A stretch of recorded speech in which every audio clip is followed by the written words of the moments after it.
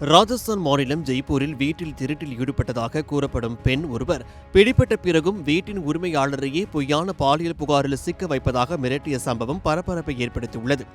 இந்த சம்பவத்தின் சிசிடிவி மற்றும் செல்போன் வீடியோக்கள் தற்போது சமூக வலைதளங்களில் வேகமாக பரவி வருகின்றன.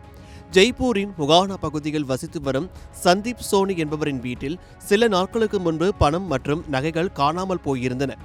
இதனால் சந்தேகமடைந்த அவர் வீட்டின் படுக்கறையில் ரகசியமாக சிசிடிவி கேமராக்களை பொருத்தினார்.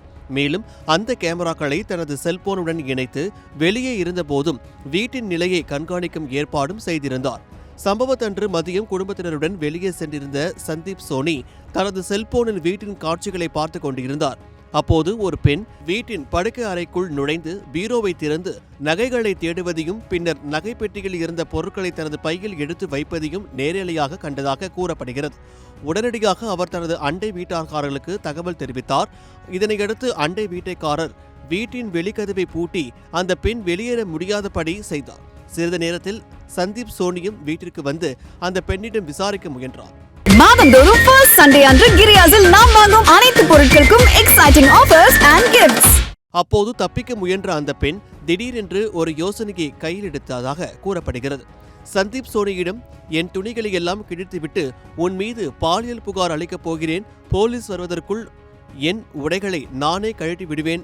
அதன் பிறகு போலீசார் வந்து உன்னை கைது செய்வார்கள் என்று கத்தி கூச்சலிட்டு மிரட்டியதாக தெரிவிக்கப்படுகிறது.